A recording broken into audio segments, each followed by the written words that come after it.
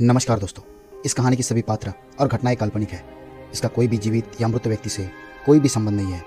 अगर इत्तेफाक से कोई संबंध आता भी है तो वो एक संयोग समझे। तो चलिए कहानी शुरू करते हैं। घर के आंगन के बाजू में एक नीम का पेड़ था। सास नहाकर कपड़े धोती और उस नीम के पेड़ पे सुखा देती, लेकिन मैं जब उस पेड़ पे कपड़े सुखाने लगती तो सास भड़क जाती और कहती, तुम्हारे ससुर नाराज़ होंगे। जबकि मेरे ससुर तो मर चुके थे। एक रात सास दवा खाना भूल गई और मैं उन्हें दवा देने उनके कमरे में गई तो सर पर आसमान टूट पड़ा, क्योंकि सास तो दुल्हन बनी थी और उनके सामने। नमस्कार दोस्तों, मेरा नाम निशा है और मैं लखनऊ की रहने वाली हूँ। हम 2 भाई बहन थे। पिताजी ने दिन रात मेहनत करके होटल का कारोबार शुरू किया था। मैं जब से समझदार हो गई हूँ तब से पिताजी को मेहनत करते ही देखा। पिताजी बताते थे जब उनकी शादी हुई थी उस वक्त उनके हालात इतने अच्छे नहीं थे। फिर पिताजी ने एक दोस्त की मदद से यह होटल का कारोबार शुरू किया, जिसमें भगवान की कृपा से उन्हें सफलता मिली। वो ऐसा समय था जब अपनों ने ही हमारा साथ नहीं दिया था। जब कोई नहीं मिल रहा था तब पिताजी अपने भाई बहन के पास गए और कहा कि मैं अपना खुद का बिजनेस करना चाहता हूँ। अगर आप भी पार्टनरशिप करना चाहते हैं तो कुछ रकम मैंने जमा की है और कुछ आप डालें और मिलकर काम शुरू करते हैं। लेकिन चाचा ने कहा, मुझे तो कोई ज़रूरत नहीं है कोई भी काम करने की। मेरा तो ट्रांसपोर्ट का काम बहुत अच्छे से चल रहा है। तुम्हारे सामने ये भी साल भर पहले ही नई गाड़ी ली है, सब कुछ सही चल रहा है। फिर मुझे क्या ज़रूरत है दूसरे के फटे में टांग अड़ाने की। मेरे पिताजी चाचा की यह बात सुनकर चुप हो गए। चाचा दौलत के नशे में ये भी भूल गए कि वो अपने सगे भाई को पराया कह रहे थे। चाचा ने यह भी नहीं सोचा कि पैसे नहीं देने थे तो ना देते, लेकिन परायेपन का रवैया तो ना अपनाते। शायद चाचा के जगह पे दूसरा कोई बाहर का होता तो वो भी इज्जत देता कि दोस्त है, और यहाँ अपने खून के रिश्ते पराये हो गए। दौलत तो आने जाने वाली चीज़ है, ये रुपया पैसा तो हमेशा किसी के पास नहीं रहता। दौलत एक ऐसी चीज़ है जो कभी किसी के पास हमेशा के लिए नहीं रुकती। इस पर तो कभी घमंड नहीं करना चाहिए। अगर भगवान मेहरबान हो गया है तो झुक के भगवान का शुक्रिया अदा करना चाहिए। कहते हैं ना, फल उसे लगते हैं जो झुक जाए और जो अकड़ता है वो टूट जाता है। चाचा की इन बातों से पिताजी बहुत दिनों तक परेशान रहे। फिर पिताजी ने सोचा, क्यों न एक बार बहन से भी मिल लिया जाए। मुझे उम्मीद है कि वो मुझे कभी खाली हाथ वापस नहीं भेजेगी। फिर एक दिन पिताजी बुआ से मिलने चले गए। वहाँ जाते ही उनकी मुलाकात फूफा से हो गई। एक दूसरे को सम्मान का आदान प्रदान होने के बाद फूफा ने पिताजी से पूछा, कहो कैसे आना हुआ। पिताजी ने कहा, मैं एक बिज़नेस शुरू कर रहा हूँ, अगर आप चाहे तो बिज़नेस में पैसा लगा सकते हैं, जो भी प्रॉफिट होगा आधा आधा कर लेंगे। फूफा ने कहा, काम तो अच्छा है, लेकिन आप तो जानते ही हैं कि जब से मेरी शादी हुई है तब से सारा हिसाब किताब आपके बहन ने अपने कब्जे में कर रखा है। मेरी कितनी इज्जत कदर करती है वो सब आपके सामने है। आपसे तो कुछ भी छिपा नहीं है।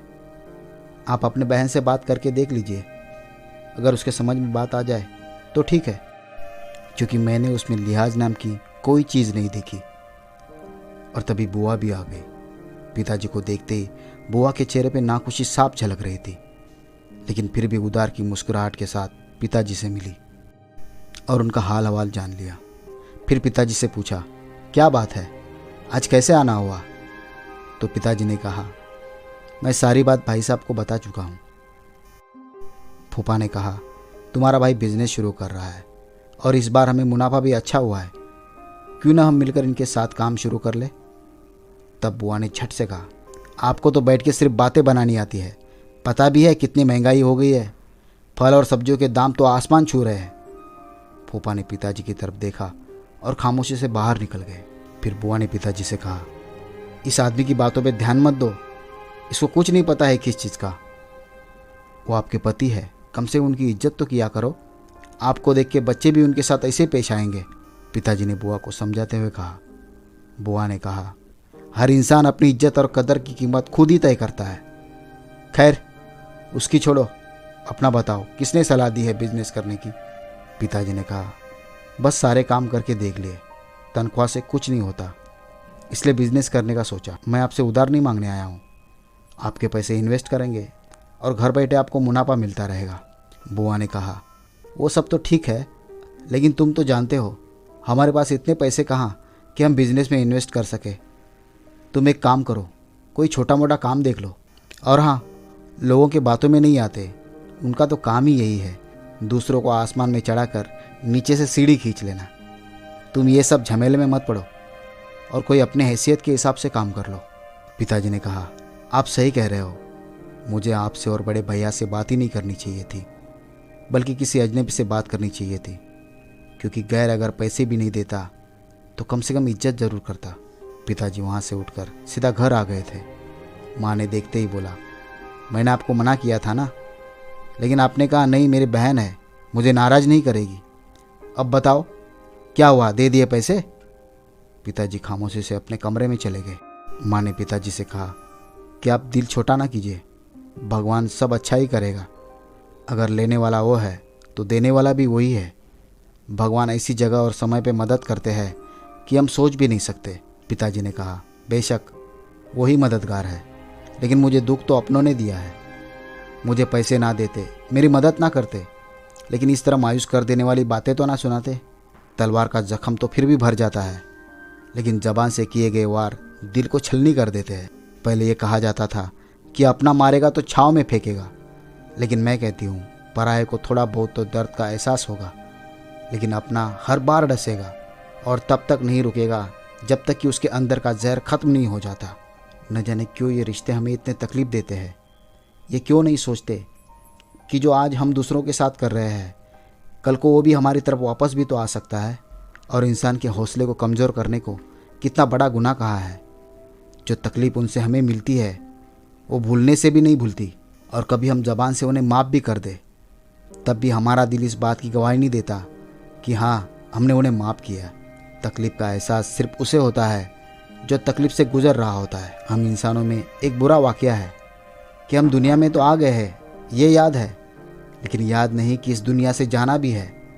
क्या जाता है अगर किसी बेबस इंसान को अपनेपन वाले 2 शब्द बोल दो। हम सामने वाले का दर्द बांट तो नहीं सकते, लेकिन उसके जख्मों पर अपनेपन के 2 शब्द बोलकर मरहम तो रख सकते हैं ना।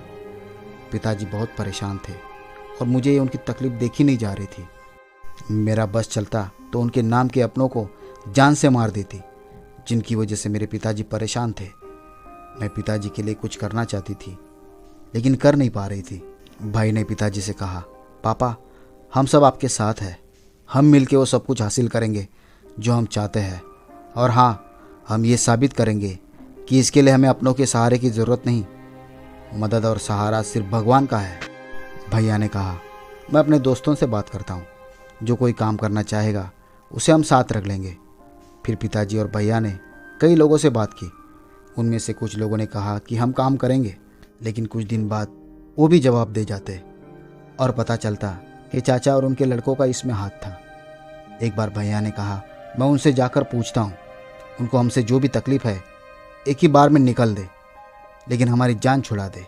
लेकिन पिताजी ने भैया को रोक लिया और बोले, जो कुछ उन्हें करना है वो करने दो, लेकिन एक बात याद रखना, कोई भी इंसान तुम्हारा कुछ भी नहीं बिगाड़ सकता जब तक ऊपर वाला तुम्हारे साथ में है। भगवान से उम्मीदें रखो, वही तुम्हारी उम्मीदें पूरी करने वाला है। पिताजी और माँ शुरू से सीधी सादी ज़िंदगी जी रहे थे। पिताजी कहते थे, तुम्हारे माँ ने मुझे कभी परेशान नहीं किया, जो था जैसे था उसके साथ गुजारा किया और एक एक पैसा बचा के रखा। मैं कहता भी था इन पैसों को घर के खर्चे और ज़रूरतों में इस्तेमाल कर लेते हैं, लेकिन इसने साफ मना किया। अब जितने पैसे हमारे पास है, अगर उसे 2 गुना पैसों का इंतज़ाम हो जाएगा तो काम शुरू हो सकता है। माँ ने कहा, चिंता मत कीजिए, सब कुछ ठीक हो जाएगा। 2-3 महीने ऐसे ही बीत गए। फिर एक दिन पिताजी के पुराने दोस्त घर आए थे। उन्होंने पिताजी से कहा कि मुझे जानकर बहुत दुख हुआ है, तुम्हें पैसों की ज़रूरत थी और तुमने मुझे बताना भी ज़रूरी नहीं समझा। पिताजी ने कहा, बस मैं तुम्हें तकलीफ़ नहीं देना चाहता था, क्योंकि तुम्हारे अपने हालात ऐसे थे। तो पिताजी के दोस्त ने कहा, हालात जैसे भी हो, अगर दिल में जगह हो तो सब कुछ हो जाता है। मैंने भी 1 महीना पहले अपने गांव की ज़मीन बेच दी, अपने घर और बच्चों के सुख के लिए। पिताजी ने कहा, वो ज़मीन तो दादा परदादा की निशानी थी। लेकिन उनके दोस्त ने कहा, जब दादा परदादा ही नहीं रहे तो निशानी किस काम की? ज़मीन जायदाद यही रह जाना है सब कुछ। फिर भी मिट्टी से बना इंसान पता नहीं अकड़ता किस बात पर है। और इस तरह से भगवान ने हमारी सुन ली और मेरे पिताजी ने उनके दोस्त के साथ मिलकर अपना बिजनेस शुरू किया। भगवान की कृपा से धीरे धीरे काम आगे बढ़ने लगा। शुरू शुरू में बहुत परेशानियां झेलनी पड़ी, लेकिन फिर बिजनेस में मुनाफा होने लगा और आज भगवान की दया से 3 शहरों में हमारे होटल चल रहे हैं। भाई ने भी दिन रात मेहनत करके पढ़ाई की और उन्हें भी मल्टीनेशनल कंपनी में अच्छी जॉब मिल गई। भगवान की कृपा से सब परेशानियां दूर हो गई। भैया की शादी भी तय हो गई। माँ और पिताजी मिठाई लेकर चाचा और बुआ के घर गए, लेकिन वो उनके साथ वैसे ही पेश आए जैसे वो कुछ साल पहले पेश आए थे। चाचा ने पिताजी से कहा, लड़के की शादी तय की, लेकिन हमें एक बार भी नहीं पूछा और दोस्त के साथ मिलकर सब तय कर लिया। अपना खून तुम्हें नज़र नहीं आया? पिताजी ने कहा, मैं अपनी खून को अच्छी तरह से जानता था, इसलिए यह फैसला किया। वैसे भी जब मेरे बेटे को नौकरी नहीं मिली थी तब तो आपने और दीदी ने कभी पूछा भी नहीं था।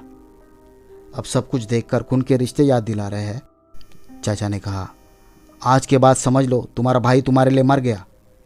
पिताजी ने चाचा से कहा, जैसे आपकी मर्जी, मेरा फ़र्ज़ था आपको बुलाना, आप आए या ना आए वो भी आपकी मर्जी। माँ पिताजी फिर वहाँ से बुआ के घर चले गए। वहाँ पर भी यही सब कुछ हुआ। बुआ ने भी चाचा की तरह सीधी बात नहीं की और अपना हक जताने लगी। माँ और पिताजी घर आ गए। माँ बहुत गुस्से में थी। भैया ने कहा, क्या हुआ? फिर कुछ कहा उन्होंने? जी भैया, बिल्कुल, ऐसा हो ही नहीं सकता कि वहाँ जाए और हंसते हुए वापस आ जाए। माँ ने कहा, भगवान मेरे बच्चों को उनकी बुरी नज़र से बचाए। खुद तो कभी कोई नेकी नहीं की और अब उन्हें रिश्ते याद आ गए। तुम्हारे चाचा और बुआ ने मिठाई तक नहीं रखी क्योंकि शादी के लिए सलाह नहीं ली उनकी। भगवान उन्हें माफ़ करे, मेरा एक ही बेटा है और इस पर भी आ गए अपना हक जताने। फिर माँ कहने लगी, मैं तो जाना ही नहीं चाहती थी, लेकिन तुम्हारे पिताजी की वजह से वहाँ गई। लेकिन उन्हें अपने रवैये पर जरा भी शर्म नहीं आई। पिताजी ने कहा, चलो हमने तो अपना फ़र्ज़ पूरा किया ना, कल को तो वो किसी से कह नहीं सकते कि हमने उन्हें बताया तक नहीं।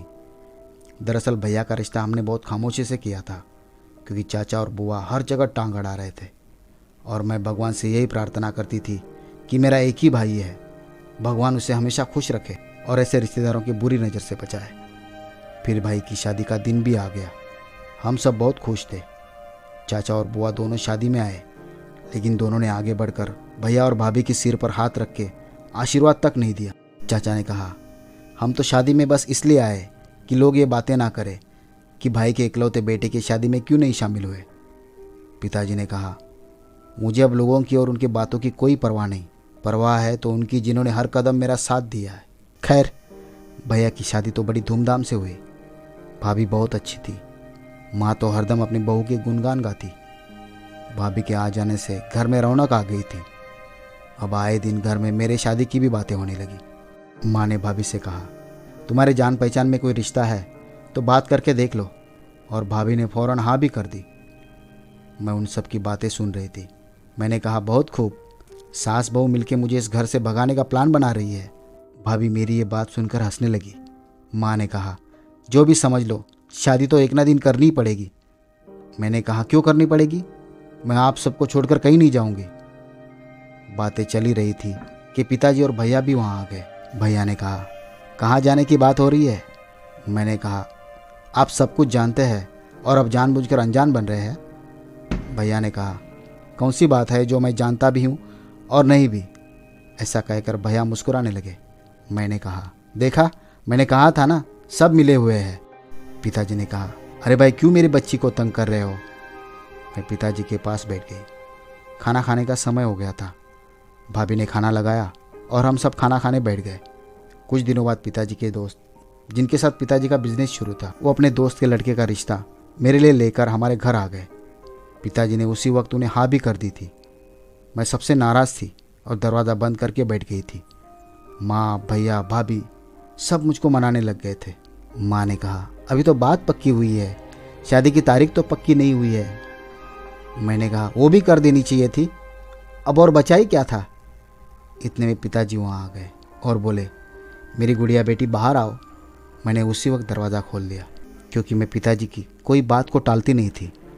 पिताजी ने कहा, जब तुम कहोगी तब शादी की बात करेंगे, जो भी होगा वो तुम्हारे सहमति से ही होगा। मैंने कहा, पिताजी, जैसे आपको अच्छा लगेगा वैसे करते हैं, मुझे कोई दिक्कत नहीं। पिताजी ने कहा, शाबाश बेटा, मुझे पता था कि मेरी बेटी बहुत समझदार है।